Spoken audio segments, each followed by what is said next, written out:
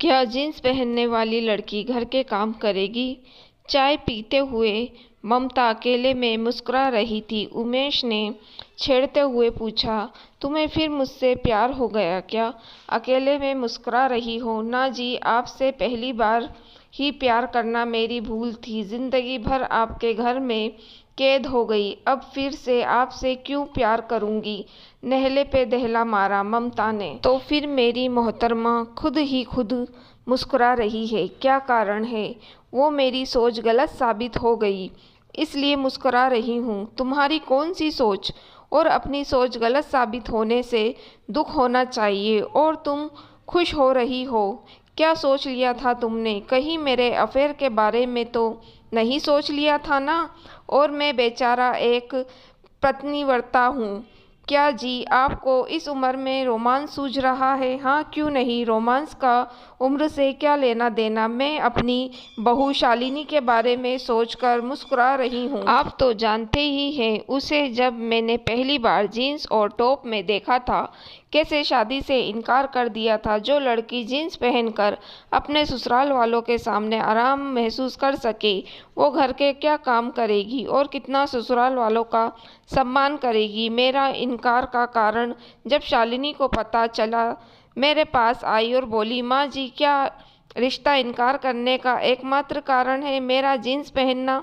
मैंने भी गुस्से से कह दिया, हाँ, तुम्हें अपने घर में जितना पहननी थी, पर लड़के वालों से मिलने आना था तो ढंग का कपड़ा पहनकर आती। कैसे हैं तुम्हारे परिवार वाले? किसी ने समझाया भी नहीं। हमारी भारतीय संस्कृति में साड़ी को शुद्ध माना जाता है। लड़कियां 16 श्रृंगार करके पर साड़ी और चुंदड़ी ना पहने तो वह नारी और औरत वह संस्कारी लग ही नहीं सकती। और मैं अपने घर की बहू संस्कारी चाहती हूँ, ना कि आज के परिवेश से प्रभावित, जिसे अपनी संस्कृति अपनों के सम्मान का कोई मान ही ना हो।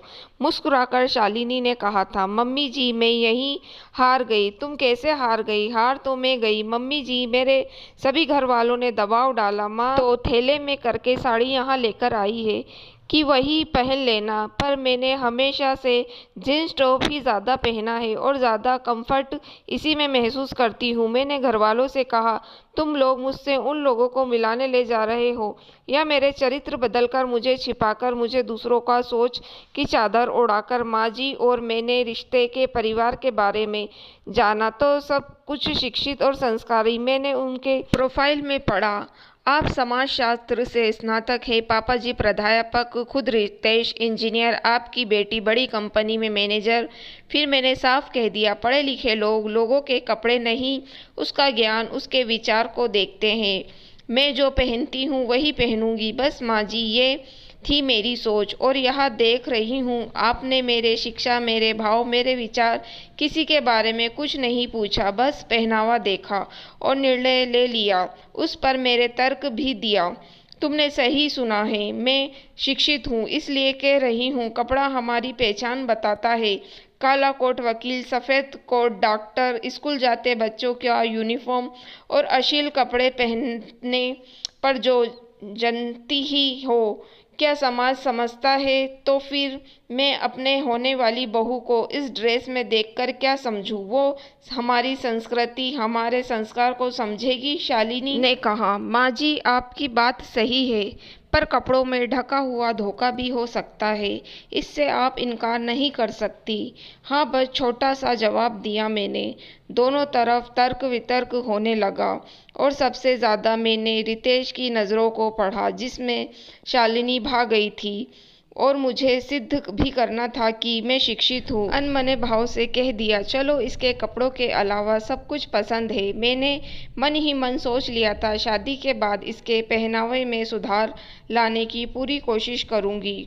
और मैं अपने ही फैसले से बिल्कुल खुश नहीं थी। मुझे नहीं चाहिए थी जो हमारी संस्कृति को ना समझे ऐसी बहू, पर कभी कभी अपनी सोच से बाहर का भी फैसला लेने के लिए मजबूर होना पड़ता है। मैं समझ गई थी ये लड़की ना घर का काम करेगी, ना परिवार का सम्मान। फिर भी हमारे बेटे रितेश की शादी हो गई शालिनी से, और तब से लेकर आज तक एक भी मौका नहीं दिया शालिनी महीने की हम उसे गलत सिद्ध कर सके। मुझे समझ आ गया कि पूर्वाग्रह से बाहर निकल कर देखें तो हकीकत कुछ और होता है। ज़रूरी नहीं हमने जो सोचा वो सही ही हो। वो हमारी बहू कम बेटी ज़्यादा है। रितेश भी कहता है माँ शालिनी पत्नी के साथ साथ हमारी अच्छी दोस्त भी है। आप देख रही हैं कैसे समय से हर काम को करती है। चेहरे पर हमेशा मुस्कुराहट रहती और उसके व्यवहारों में मुझे गलत साबित कर दिया कि जीन्स पहनने वाली लड़की घर का काम क्या करेगी।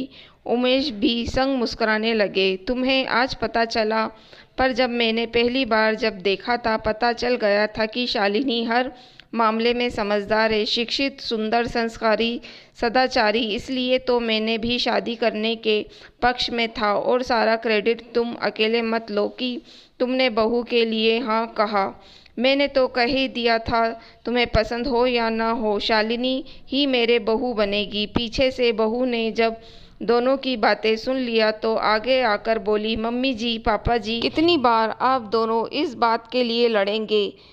कुछ आप लोगों की, कुछ मेरी, कुछ मेरे परिवार वालों की और ऊपर वाले की भी मर्जी थी, तभी तो हम एक परिवार हो सके। ममता ने मुस्कुराकर कहा, और अब हमारे परिवार को आगे बढ़ाने की जिम्मेदारी तुम्हारी है। ममता शर्माकर अपने काम में लग गई।